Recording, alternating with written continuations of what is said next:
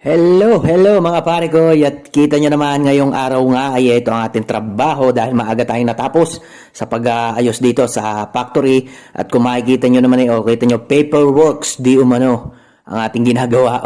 Nagtatanggal lang tayo ng mga mga pira-piraso ng papel na yan dahil yan nga pinagawa sa atin. Hanap ng gagawin kung anong ipapagawa. Parang ubos oras lang siya kasi nga talagang wala nang maipagawa sa amin at buenas nga itong araw na to mga pare ko dahil relax na relax lang tayo ngayon at ang kagandahan nga nito mga pare ko ay naulan sa labas.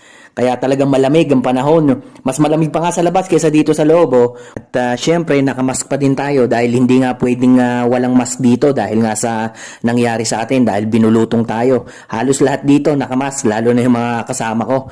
Siguro dahil nasabi na nga ng opisina yung nangyari sa akin kaya ganito. Pero okay na din para tagudin yung yung mukha ko dahil nga pagka naman talaga nakita ang mukha ko patsi-patsi naman talaga Kaya ito, tingnan panggap na panggap naman. Kala mo talaga may binabasa. Pupunitin lang din naman Kaya yun mga pare, ito tayo sa maghapon at ganito lang ang ginagawa. Kaya kalmado lang muna.